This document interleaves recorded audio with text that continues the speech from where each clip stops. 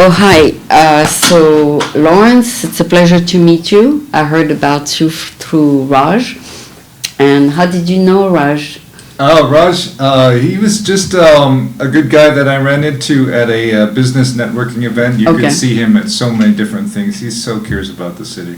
Okay, great. So, yeah, he actually was a guest talking about the issues of the city. So, you're running for a position with the Democratic County. What does that position entail? It's a very complicated thing, right? Almost everybody has the same question once they say you're running for what? For what? Yeah, we never heard of it.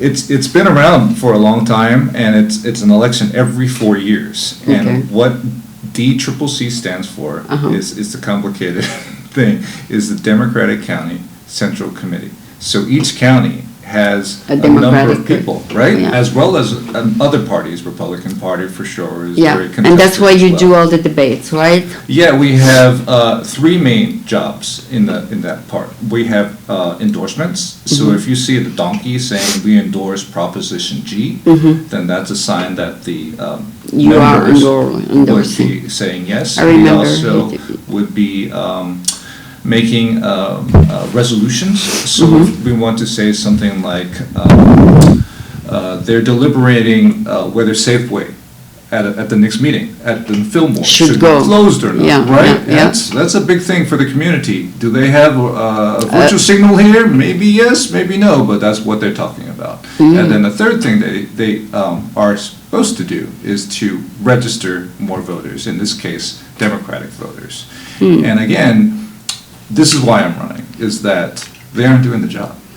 You want them to enroll more Democratic voters? Right. They are not registering Democratic voters. I am working with a slate of people. One of the members is on there. Her name is Nancy Tung. She won 4 years ago. And she has expressed to me and so many people that like the ability to register Democratic voters is super important, especially in this time nationally. And it hasn't been done. I personally registered. And people come and go in the city, right? Oh, truly. And I'll tell you, like, some of them are not even aware that you have to do all this stuff, right? The paperwork. And some of them don't even understand English. So during the 2022 February elections for the school board recall, I worked with a group that registered people. We got 500 people registered in like a month. There was this 97-year-old lady, never registered before. She didn't even speak English. And she said, I'm going to register vote to like recall these. Most people think the election's not till November, and you're saying March. Right. How are people going to find out that it's in March? There's a primary, obviously, in these presidential election years, right? And they're going to hear about it? And it's kind of one of these things where not everybody knows about it. It's kind of a big deal if you're looking at the U.S. Senate, because that's competitive, right? You have so many Democratic candidates, Sheffer and Lee, and then you also have Steve Garvey for the Republicans. So that's there, and then obviously the presidential choices, and then if you're Republican, there's also those choices too. So that's going to happen, and then November is going to be the big election. Okay, so tell us why you would be a better candidate than your opponent. Yeah, thank you. That's getting straight to the point. I appreciate that. I'm just a regular guy. I own a business. I raised a family. My daughter's, grew up here like me, and so she's now at Davis. And I'm just trying to make the city better. I think that like over these last couple of years, these last 4 years, it's not been working out well. You say you're a businessman, right? Yes. What kind of business do you run? I work in real estate. I've got a general contracting business. Okay. I used to. So you know a lot of people then? Yeah, well, I try. There's definitely a lot of people that I work with very continuously, and that always am trying to. But part of your job is to outreach people.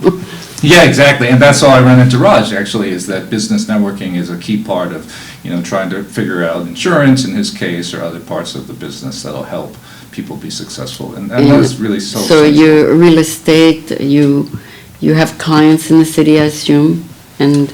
Yeah, I'm not an agent. You're not an agent. I work in terms of construction and that's a different development field. And those sorts of things. But I do work with, dozens and dozens of agents, and some of them are just so incredible. It's the ones that that I report with repeatedly, I can, I can name their names. So the Chamber of Commerce is endorsing you? No, I think that they have an arm that does do endorsements, and Maybe they all of don't. you are members of the chamber anyway, right? Well, there are 3 of us on our slate of 24 Okay. that are small business owners. Okay. But I think that there are groups that are friendly with small business Okay. that are doing endorsements, and a lot of them are favoring our whole So slate you of have 2 24. opponents? Yeah, it's a very complicated thing. There's 24 positions Oh my God. available, and there's over 50 people running. And then to make it even more complicated to explain to somebody is, well, there's 14 on the kind of eastern side of San Francisco, which is Matt Haney's Assembly Member District, 8017, and then there's 10 available on the western side. So how the people are gonna remember all these 24 or 54 candidates? That's the hard part, They go right? with their gut feeling? Yeah, I tell you what, it's like the last thing on this super long battle. National, state, city things, right? And so, as you said, it's gonna be, well, I like this name, I've heard this Let name. me vote for that name. Or someone says, I like the slate card of somebody, and maybe I'll go through the whole slate. And that's what we're trying to emphasize, is that I'm part of 14 people on the east side, that we all kind of agreed to work together and are pushing forth the same vision of improving the city through changing the whole group to have common sense solutions to solve San Francisco problems today, to reduce all these virtue signaling stuff. So it's really a common goal. Okay, so you work, aside from your job in the real estate industry, you work for this position as a member of the community, but then it's a non-paid position?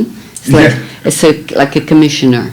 Yes, it's like a commissioner. We meet once a month, this DCCC, and It's a volunteer position? absolutely, it's a volunteer position, and you got to raise money to run for it. So it's one of these things where a lot of people do get name recognition, and maybe they get other board commissioners, or they run for other offices. But it also has a very important role for sure in terms of, as we mentioned, endorsements and other things for the city. Okay, sounds good, sounds good. You're happy you're part of this organization, the Democratic County, whatever you call it? So far, it's not. I'm not on it. That's why I'm running, honestly, because I'm Oh, challenging the okay, incumbents. okay. There's a group of people that are there now, and Yeah. several of them are running again Yeah. with a big slate. And of you might people be the opposing next. my slate. Okay, okay. Yeah. So right now, it's kind of a newcomer to challenge. Okay, yeah, plus being in the Democratic Party is gonna move you toward November after that. Yes. If I were to run again, it can give me some sort of chance to know more people, or for people to know me and see my track record of actually how I consider different resolutions and that sort of thing. For example, are you endorsing the mayor, or it has nothing to do with the mayor? That's one of the jobs for the DCCC, for sure. And then that will be a decision probably made in July or August. Because Who you gonna that endorse? Sort of thing. Right, and so that's, gonna be a big question, right? There are so many people, you interviewed one, that Yeah, are yeah. interested in Yeah, helping the and- city in yeah. different ways, right? How do you make that decision? There's 28 of them now. Yeah, and so what we have been seeing with the current DCCC is they don't listen to people. They just stay in their ideology. Hey, we're got some problems with the recall of the school boards. We're not going to say anything. We kind of like Allison Collins. In the meantime, as you know, the recall happened and Allison Collins was like really cleaned out.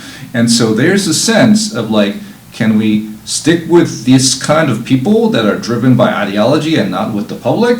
Or maybe have the other slate, which is going to try to, be a little bit more representative of how people are feeling today. Like what my slate is trying to say is that like we can address affordable homes, we can address public safety, we can address better education, and the other slate says, hey, we're for working families because the other side's for billionaires. And I'm like, I don't know where to start. It's really confusing, right? So that's what I'm trying to say is that. So you want to be of service to the community and the Democratic Party?